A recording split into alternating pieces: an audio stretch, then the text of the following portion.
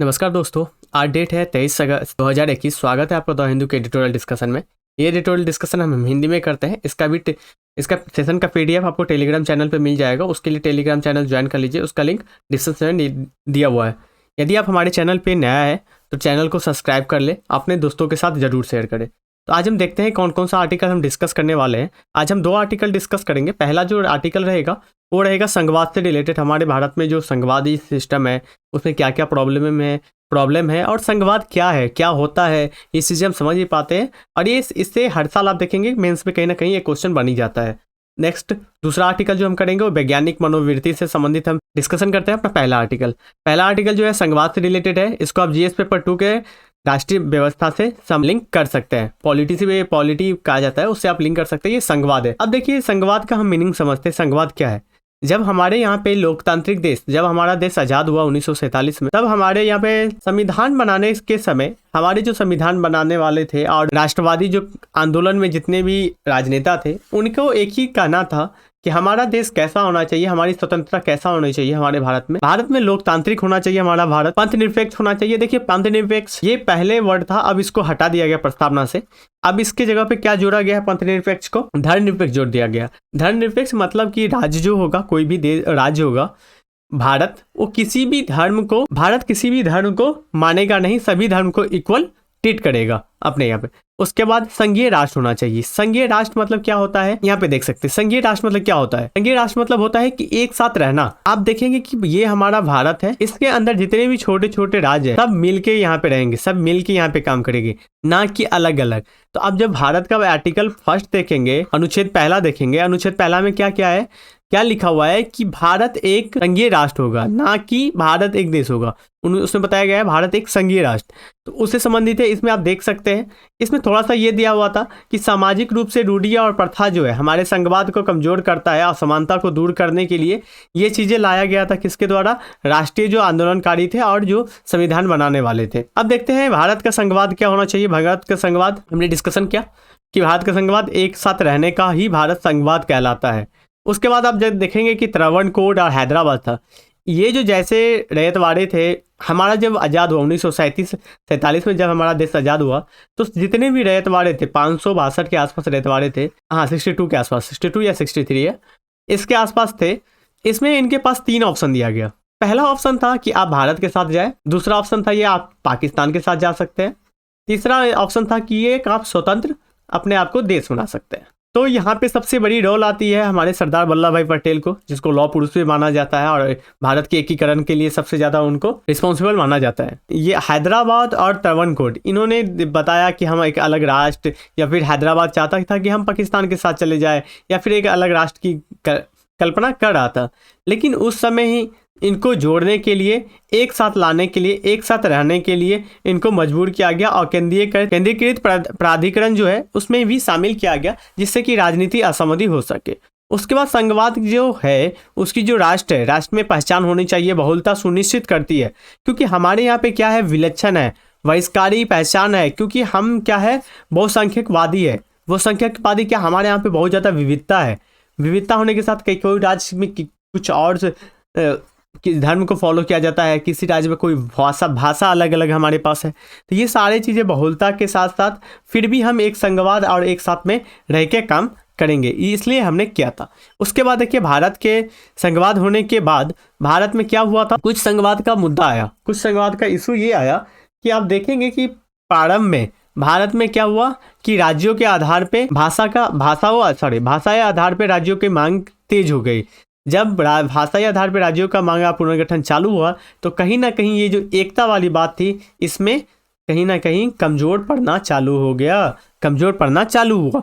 उसके साथ साथ जब हमारा बात किया जाता है दूसरा नंबर पे, भारत एक संघ है जहाँ पे तीन लेयर, ये पिरामिड है। पहला लेयर केंद्र होगा, दूसरा लेयर पे राज्य होगा, और तीसरा लेयर पे कौन होगा? स्थानीय शासन, स्थानीय निकाय, जिसमें आप पंचायती राज बोल सकते हो, वो नगर पालिका या फिर पंचायती राज, ये तीनों साथ में काम करते हैं। लेकिन यहाँ पे कहीं ना कहीं हमारे यहाँ पे देखा जाता है भारत में कि ये जो तीनों जिस रूप से इफेक्टिव रूप से काम करना चाहिए, प्रभावशाली रूप से काम करना चाहिए, ये काम नहीं हो पाती। कहीं ना कहीं इसमें हमें प्रूफ देखने को मिलता है, लैक देखने को मिलता है, कमियां देखने की मिलती है, जो हमारे लिए संघवाद के लिए सबसे बड़ा इशू है।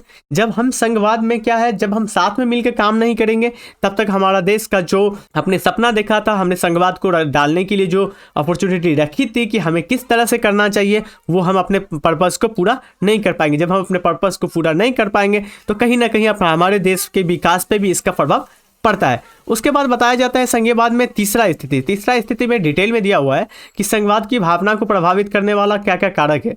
पहला कारक बताया जाता है कि 365 क्या है, आपातकालीन शक्ति किसके पास है, राष्ट्रपति के पास। लेकिन ये कौन यूज कर सकता है, मंत्रिमंडल के निर्देश से राष्ट्रपति शासन लगाया जा सकता है। राष्ट्रपति शासन, मंत्रिमंडल कौन होते हैं, केंद्र सरकार के द्वारा लगाया जाता है। तो यहाँ पे कहीं ना कहीं एक तरह से देखा जाता है कि केंद्र पर राज्यों का ज़्यादा से ज़्यादा हस्तक्षेप हो जाता है।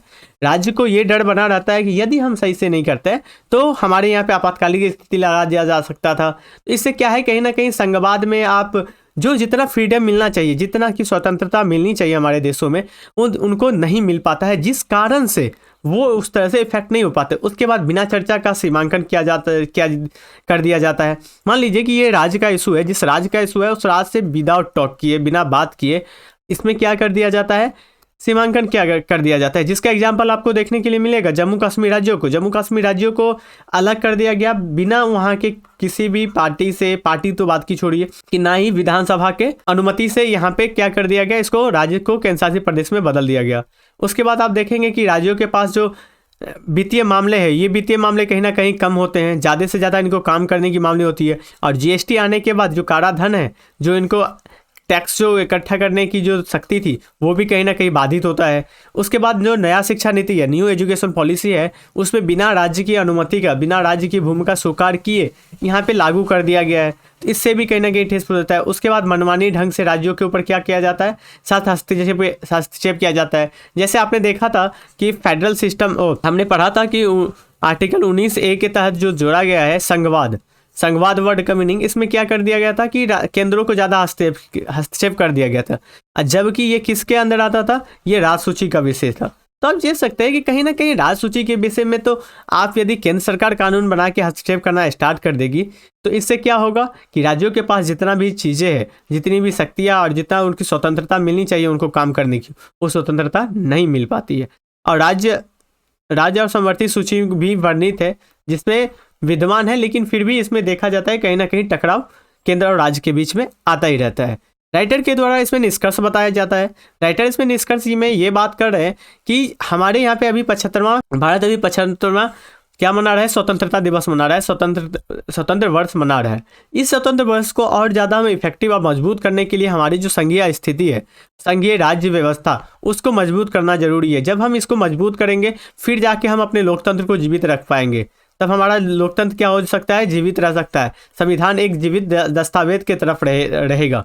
यदि हम ऐसा नहीं करते तो कहीं ना कहीं हम पीछे हो जाते हैं। तो इसलिए हमारे देश की विकास के लिए भी संघवाद जो है, और संघवाद को मजबूत करना भी जरूरी है। दूसरा आर्टिकल जो है वो मनोवैज्ञानिक मनोवृत्ति से है। इसको जीएस पेपर आप 2 से भी लिंक कर सकते हैं और 3 से भी लिंक कर सकते हैं। इसको समाज से भी आप लिंक कर सकते हैं। संदर्भ क्या है, संदर्भ ये है कि भारत में किस तरह से मनोवृत्ति का विकास हो रहा है और भारत किस तरह से वैज्ञानिक मनोवृत्ति का विकास हुआ है आधुनिक काल में। देखिए, यूरोप में 543 वर्ष में वैज्ञानिक क्रांति आई, लेकिन भारत में इससे पहले आ चुका था। ये वैज्ञानिक जो क्रांति थी, ये भारत में पहले ही आ चुका था, जिसमें आप देख सकते हैं कि एक तो दुनिया में इतनी ज़्यादा है, और 2वीं शताब्दी से अधिक से पहले पुरानी जो चक्र संहिता है उसको लागू किया गया था। उसके बाद महाराजा सवाल राज जय सिंह द्वितीय के द्वारा जंतर मंतर, आप देखेंगे कि जिस तरह से जंतर मंतर का विकास किया गया था। ओके, वहाँ पे आपको क्या देखने को मिलेगा, विज्ञान प्रौद्योगिकी, ब्रिटिश शासन में बहुत पहले के ताने वाने सब यहाँ पे चीज़ों को रखा गया था कि हमने पहले ही से सोचना स्टार्ट कर दिया गया। ये कब से स्टार्ट किया, 543 से, लेकिन हम उससे भी पहले सोचना स्टार्ट कर दिए थे विज्ञान के बारे में, साइंस के बारे में। हम साइंस को मान्यता देना स्टार्ट कर दिए थे। अब जिस तरह से देखेंगे कि मसूरी में जो होते कौन थे, मैसूर का टीपू सुल्तान, वो भी उनसे एक्चुअली तो बाद में आए, लेकिन ये चीज़ भी देख सकते हैं कि उनको भी कितना ज़्यादा अट्रैक्ट करता था इन चीज़ें। लेकिन जय सिंह जो थे, ये तो पहले ही इन चीज़ों के बारे में सोच के इस पे काम भी किए थे। उसके बाद वैश्विक शासन के दौरान भारत में भी विज्ञान का पोषण किया गया था, लेकिन जिस तरह से करना चाहिए था प्राथमिकता नहीं दी गई थी। कि साइंस को किस तरह से डेवलप होना चाहिए था, यहाँ पे साइंस को डेवलप नहीं किया गया। उसके पीछे भी रीजन है। यदि ये चाहते थे, ब्रिटिशर्स चाहते थे कि हम यहाँ पे साइंस डेवलप कर देंगे तो ये कहीं ना कहीं मेरे से बाद में आगे ना निकल जाए और मेरे ऊपर भारी ना पड़ जाए, तो इसलिए ये चाहते नहीं थे कि हम यहाँ पे साइंस को डेवलप करें। आप देखेंगे कि यहाँ पे उद्योग डेवलप नहीं किया जाता था, क्योंकि यहाँ से सामान बन के, कच्चा माल जाता था और वहाँ से सामान बन के आता था। तो ये चाहते थे यदि हम यहाँ पे डेवलप करने लगेंगे तो यहाँ लोगों को क्या मिलेगा, रोजगार मिलेगा। यदि यहाँ पे लोगों को रोजगार मिलेगा तो ये क्या हो जाएंगे, आर्थिक रूप से ये समृद्ध हो जाएंगे। आर्थिक रूप से सब जब समृद्ध होते हैं तो आपको कहीं ना कहीं हमारे खिलाफ ये आंदोलन करना स्टार्ट कर देंगे, हमारे खिलाफ चढ़ बढ़ के काम करना करेंगे। उसके बाद भारत में फिर भी भारत के जो विश्वविद्यालय है इसमें कब किया गया था, मसूर में मैंने बताई था कि 1909 में किया गया था। IISc ये एक विश्वविद्यालय का संगठन किया गया था, जो विश्वविद्यालय क्या करता था, साइंस के बारे में ज़्यादा से ज़्यादा इनको डेवलप करने का काम ये करते थे। उसके बाद भारत में आधुनिक काल में क्या विकास हुआ था। भारत में आधुनिक काल में आप देखेंगे कि 1947 के समय एक आदर्श स्थापना 15 वर्षों में 32 नए आदर्श संस्थान स्थापित किया गया था। उसके साथ 1976 में संविधान में एक आर्टिकल जोड़ा गया, ठीक है, जिसमें ये था कि मौलिक कर्तव्य का मूल कर्तव्य जो है उसमें 8वां नंबर जो है उसमें दिया गया है कि भारतीय प्रत्येक नागरिक को मानववाद, वैज्ञानिक दृष्टिकोण और ज्ञान उपार्जन में सुधार की भावना को विकसित करने की जरूरत है। हमें इस चीज़ों की विकसित करने की जरूरत है। ये कहीं हमारे डायरेक्ट रूप से कहाँ पे जोड़ दिया गया था, संविधान में ही ऐड कर दिया गया कि हमें इन चीज़ों पे भी काम करनी चाहिए और इसको हमें एक्सेप्ट भी करना चाहिए। और वैज्ञानिक मनोवृत्ति के तरीके में भी, जीवन का भी तरीका में, सोच में, अभिनय में कि आप किस तरह से करते हैं, व्यक्ति और सामाजिक प्रक्रियाओं में इन चीज़ों को भी लाया गया और उसकी परीक्षण की गई। वास्तव रूप से क्या अवलोकन किया जाना चाहिए था कि इनमें कहीं ना कहीं विश्लेषण किया गया। उसके बाद आप देखेंगे कि 21वीं सदी में तो और बड़ी क्रांतियाँ की गई यहाँ पे कि IIT और एम्स की स्थापना की गई, जो एक सफलतापूर्वक यहाँ पे काम करी और इफेक्टिव रूप से हमारे देश की विकास में ये IIT और एम्स काम कर रहे हैं, ठीक है। तो ये चीज़ें हमने देखा। उसके साथ साथ इसमें कुछ इशू है, इसमें कुछ मुद्दे भी राइटर बता रहे थे कि इसमें अभी पुराने हैं। इसमें प्रॉब्लम क्या है, प्रॉब्लम यह है कि औसतन दर्जे की गुणवत्ता हमारे यहाँ पे जितने भी प्रकाशित होती है, कहीं ना कहीं आप देखेंगे प्रकाशित के मामले में हम रैंक में कहीं ना कहीं ऊपर चल रहे हैं, इम्प्रूव तो हो रहा है, लेकिन जिस तरह से इम्प्रूव होना चाहिए वो हमारी गति नहीं है।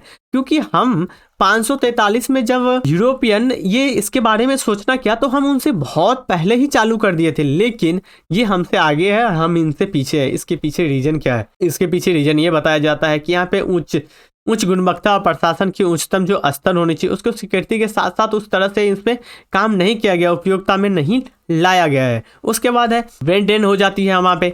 हमारे यहाँ पे क्या होता है, जो एक छात्र होते हैं जो जब वो स्नातक अपना ग्रेजुएशन कंप्लीट करते हैं तो भारत से वो कहीं ना कहीं बाहर चले जाते हैं, भारत को छोड़ देते हैं। क्योंकि हम यहाँ पे उनके करियर की अपॉर्चुनिटी बहुत कम है, सीमित मात्रा में, जहाँ पे क्या होता है, निराशा व्यक्त किया जाता है, निराशा रहता है। हमारे यहाँ पे 5-6 ही जॉब ऐसे माना जाता है कि जिसको हम सोचने के लिए, पाने के लिए मरते रहते हैं, लेकिन हमारे यहाँ पे अपॉर्चुनिटी की कमी है यहाँ पे। तो इसलिए यहाँ से क्या हो जाता है, ब्रेन गेन हो जाता है। ब्रेन ड्रेन होने के बाद यहाँ से चला जाता है। उसके बाद उद्योग में जिस तरह से लिमन करना चाहिए, जिस तरह से इसमें लाना चाहिए, उसमें भी हमने काम नहीं किया है। उद्योग जगत में भी जिस तरह से विज्ञान को बढ़ावा मिलना चाहिए, काम होनी चाहिए, उनके हितों में कहीं ना कहीं हमें टकराव दिखती है। टकराव में ये होता है कि एक प्रतिस्पर्धा और नवाचार, हमारे यहाँ पे नवाचार पे जोर नहीं दिया जाता है। हमने ऐसे मेक इन इंडिया प्रोग्राम चला रहे हैं, मेड इन इंडिया प्रोग्राम चला रहे हैं, लेकिन कहीं ना कहीं जिस तरह से हमें करनी चाहिए नवाचार पे, हमारी जो आप एजुकेशन सिस्टम देखेंगे उस एजुकेशन सिस्टम में भी इसमें बदलाव की जरूरत है कि आपको क्या करना है कि प्रैक्टिकल नॉलेज की तरफ जाना है। थ्योरी तो हमें चाहिए ही, लेकिन उसके साथ साथ हम प्रैक्टिकल की तरफ भी मूव करेंगे, तब जाके हम क्या करेंगे कि उद्योग जगत नए नवाचार को करने में हम सफल हो पाएंगे।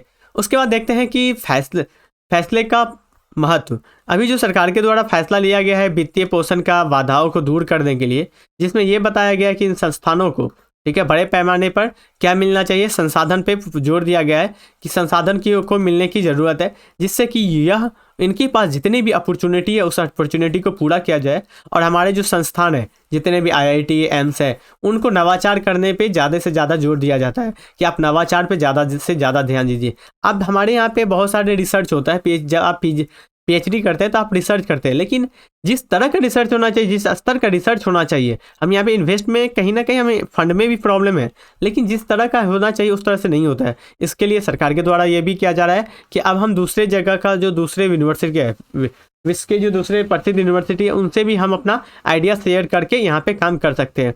उसके बाद है पर्याप्त पीपल का जुड़ाव, अपर्याप्त पीपल का जुड़ाव है। यहाँ पे जितना कनेक्टिविटी होना चाहिए लोगों के साथ विज्ञान को लेके, उतना कनेक्टिविटी हो नहीं रही है। 21वीं सदी होने के बाद भी हमारे भारत में अभी भी जादू टोना का एक विश्वास जगा हुआ है। लोगों को विश्वास बन जाते हैं, जब जैसे देखेंगे कि आपको यदि सांप किसी को काटता है तो लोग कहाँ पे जाते हैं, जादू टोना करवाते हैं। लेकिन नहीं, यहाँ पे नहीं, आपको हॉस्पिटल में जाने की जरूरत है। तो ये कौन बताएगा लोगों को जुड़ना पड़ेगा साइंस के साथ, विज्ञान के साथ, तब हम जाके ये कर सकते हैं। महामारी के समय में आपने देखा होगा कि गंगा में स्नान करने से ये हो जाता है, बहुत सारी चीज़ें आई थी जो टोनका लोग यूज़ कर रहे थे, लेकिन आपको इसमें नहीं देखनी है, हमें इसमें विकास करने की ज़रूरत है। इस फैसले की यही महत्व होगी कि इन पे नवाचार को और लोगों तक जागरूकता को पहुंचाया जा सकता है। उसके बाद निष्कर्ष में क्या बताया जाता है राइटर के द्वारा निष्कर्ष में ये बताया जाता है कि भारत एक अंतरिक्ष और परमाणु कार्यक्रम में संलग्न है। इसमें किया जा रहा है क्योंकि हम आज कल के डेट में गगनयान छोड़ने जा रहे हैं, जिसमें अंतरिक्ष में हम मानव को भेजेंगे। जब हम इतना विकास करें तो फिर भी अभी हमारे यहाँ पे जो ये जादू टोना ये वाला चीज़ है, ये भी लगा हुआ है, तो इसको दूर करने की ज़रूरत है। इसको सराहना और भरोसे की जरूरत किया जाता है कि भारत ऐसे सैटेलाइट छोड़ने में अभी सबसे ज़्यादा सक्सेसफुल की रेशियो में भारत की भी एक नाम आती है कि भारत भी बहुत कम कॉस्ट में सैटेलाइट छोड़ सकता है। उसके बाद गणित में, राजनीति विज्ञान, रसायन विज्ञान में, इन सारे क्षेत्रों में उनके पास पूरी विकसित है, पूरी क्षमता है। लेकिन अब सरकार को क्या करने की ज़रूरत है, सरकार को निवेश करने की ज़रूरत है। इसमें निवेश करना चाहिए जिससे कि अनुसंधान हो सके और क्षेत्र में जितने भी विकास होने की ज़रूरत है उसको विकास को आवश्यक चीज़ों को, संसाधनों को पूरा किया जा सके। तो आज हमने 2 आर्टिकल डिस्कस किया, तो आज के लिए इतना ही। उससे पहले कि आप बोधायन चैनल को सब्सक्राइब कर ले, लाइक करें और ज्वाइन कर ले यहाँ पे, और टेलीग्राम चैनल से भी आप जुड़ जाए जहाँ से आपको 7 बजे के आसपास पीटी से रिलेटेड पीटी ज्ञान दिया जाता है, जो आपके पीटी एग्जाम के लिए इंपॉर्टेंट हो जाएगा। तो आज के लिए इतना ही। Thank you so much.